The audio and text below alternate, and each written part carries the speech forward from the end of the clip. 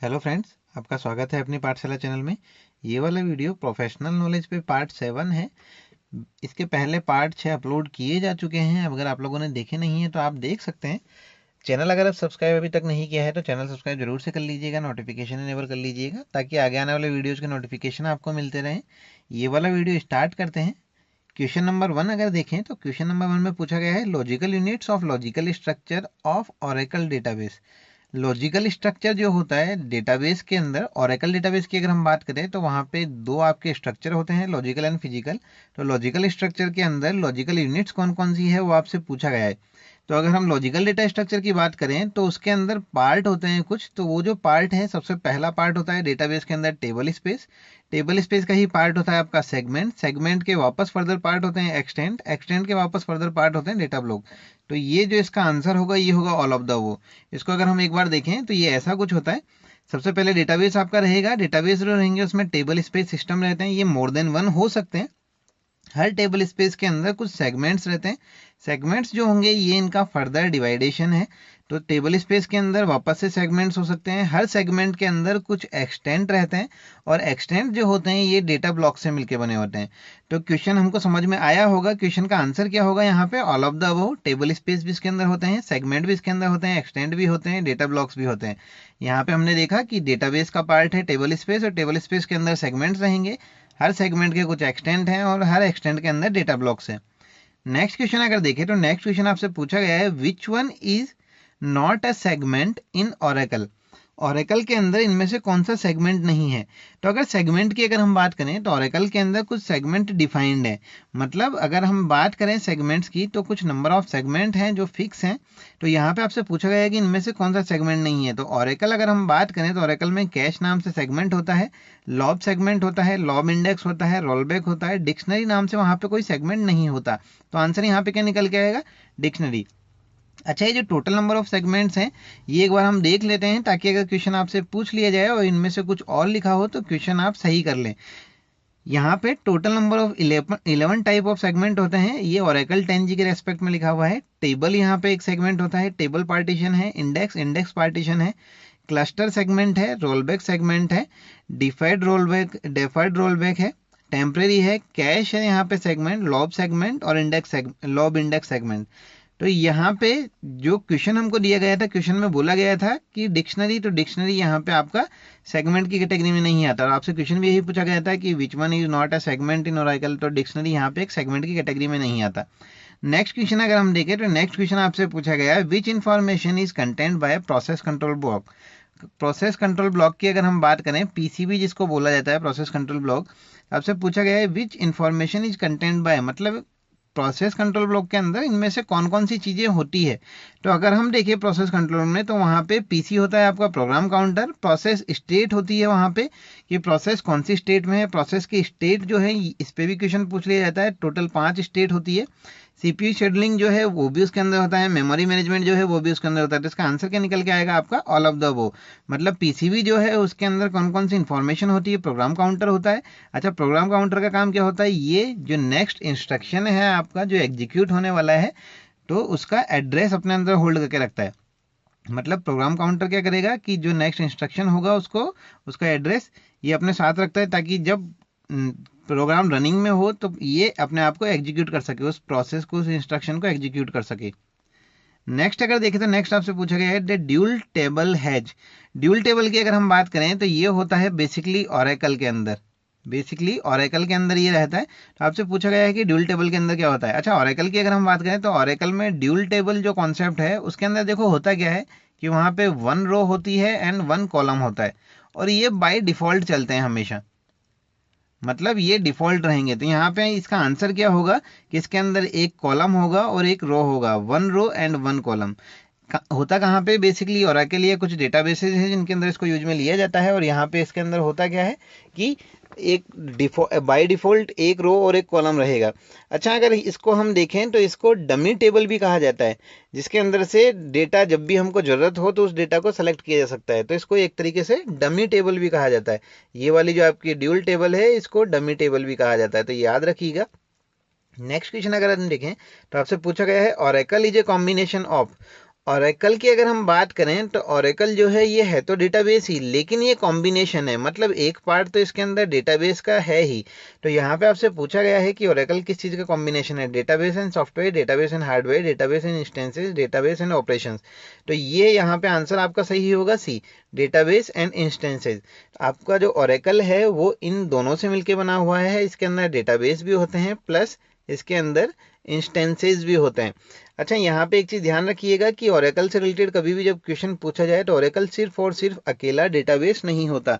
Oracle के अंदर कौन कौन रहते हैं, इंस्टेंस एंड डेटाबेस। डेटाबेस जो है ये डिस्क रिसोर्सेज को होल्ड करने का काम करते हैं, डिस्क रिसोर्सेज को होल्ड करने का काम करते हैं। और अगर इंस्टेंस की हम बात करें तो इंस्टेंस के अंदर क्या होता है, एक तो होता है आपका मेमोरी स्ट्रक्चर और साथ ही साथ होते हैं आपके बैकग्राउंड प्रोसेसेस। तो इंस्टेंसेस क्या हुए आपके, जिसके अंदर मेमोरी स्ट्रक्चर है और बैकग्राउंड प्रोसेस जिसके अंदर रनिंग में है। नेक्स्ट क्वेश्चन अगर देखें तो आपसे पूछा गया है a memory structure in Oracle consist of. आपसे ये पूछा गया है कि जो ओरेकल के अंदर मेमोरी स्ट्रक्चर होता है वो किन किन पार्ट से मिलकर बना होता है या उसके अंदर कौन कौन से पार्ट होते हैं। तो यहाँ पे हम देखें तो एक चीज़ ध्यान रखिएगा कि ओरेकल का जो मेमोरी स्ट्रक्चर है उसके अंदर बेसिकली 3 पार्ट होते हैं। उसके अंदर सिस्टम ग्लोबल एरिया भी रहेगा, एसजीए जिसको बोला जाता है शॉर्ट में, प्रोग्राम ग्लोबल एरिया भी रहेगा, पीजीएस को कहा जाता है, और सॉफ्टवेयर एरिया कोड भी रहेगा, एसएसी इसको कहा जाता है। तो यहाँ पे आंसर आपका क्या निकल के आएगा, ए बी एंड सी, मतलब ये तीनों के तीनों पार्ट यहाँ पे रहते हैं। इसको एक बार हम देख लेते हैं कि आपसे क्वेश्चन क्या पूछा गया था। क्वेश्चन की अगर हम बात करें तो आपसे पूछा गया मेमोरी स्ट्रक्चर ओरेकल के अंदर क्या होगा। तो मेमोरी स्ट्रक्चर वाला जो पार्ट है ये आपका पूरा मेमोरी स्ट्रक्चर है। यहाँ पे आपके पास में एसजीए भी है, पीजीए भी है और सॉफ्टवेयर एरिया कोड भी है। ये जो है ये इंस्टेंसेस का पार्ट होता है। यहाँ पे ये है आपका मेमोरी स्ट्रक्चर और ये है आपकी बैकग्राउंड प्रोसेस। तो आपसे क्वेश्चन पूछा गया था कि मेमोरी स्ट्रक्चर के अंदर क्या क्या रहेगा, तो एसजीए रहेगा आपका, पीजीए रहेगा और सॉफ्टवेयर एरिया कोड रहेगा। नेक्स्ट क्वेश्चन आपसे पूछा गया है in Oracle instances mandatory background process are. Background process जो है वो मैंडेटरी कौन कौन सी है। तो अभी जस्ट हमने देखा था कि अगर ओरेकल के अंदर इंस्टेंस की हम बात करें तो वहां पे इंस्टेंसेस के अंदर होते क्या क्या हैं। एक तो रहेगा आपका मेमोरी स्ट्रक्चर, एक होता है बैकग्राउंड प्रोसेस। तो बैकग्राउंड प्रोसेस की अगर हम बात करें तो डेटाबेस राइटर वहां पे होता है, लॉग राइटर वहां पे होता है, चेक पॉइंट वहां पे होता है, सिस्टम मॉनिटर वहां पे होता है, उसी के साथ साथ प्रोसेस मॉनिटर भी आपका वहां पे होता है, प्रोसेस मॉनिटर। तो अगर हम देखें तो ये चीजें जो है ये मैंडेटरी बैकग्राउंड प्रोसेस की कैटेगरी में आती है। अगर मान लीजिए आपसे क्वेश्चन पूछा जाता कि ऑप्शनल कौन कौन सी है, तो ऑप्शनल की अगर हम बात करें तो ऑप्शनल आपकी आती है एक आर्चीवर, आर्चीवर, एक तो आपका आर्चीवर है। उसके बाद में अगर दूसरा हम देखें तो दूसरा आपका आता है रिकवरर, रिकवरर। एक है आपका आर्चीवर, दूसरा है आपका रिकवरर। मतलब कि ये 2 प्रोसेस जो है ये ऑप्शनल की कैटेगरी में आती है। 5 प्रोसेस जो है, 4 तो यहाँ पे आपको दिख रही है, एक प्रोसेस मॉनिटर होता है, ये आपकी है मैंडेटरी बैकग्राउंड प्रोसेस। तो आपका आंसर क्या आएगा यहाँ पे, all of the above. Next question हम देखें, आपसे पूछा गया है in Oracle what is redo entry. Redo entry क्या होती है ओरेकल के अंदर। अच्छा, ये वाले जो क्वेश्चन है ये बेसिकली सारे के सारे कनेक्टेड हैं आपके ओरेकल से। तो ओरेकल का जो स्ट्रक्चर है, ओरेकल का जो पार्ट है आर्किटेक्चर, वो हम लोगों ने वीडियो पहले अपलोड कर दिया है। तो आप चाहे तो उस वीडियो को देख सकते हैं, ताकि आपसे और जो क्वेश्चंस अगर डीप में पूछे जाएं या कुछ अच्छे लेवल के क्वेश्चन पूछे जाएं तो आप उनका आंसर आसानी से दे सकते हैं। तो कोशिश कीजिएगा कि वो वाला वीडियो भी आप लोग देख लें। हम यहाँ पे आई बटन में क्लिक कर देंगे, ऐड कर देंगे उसको।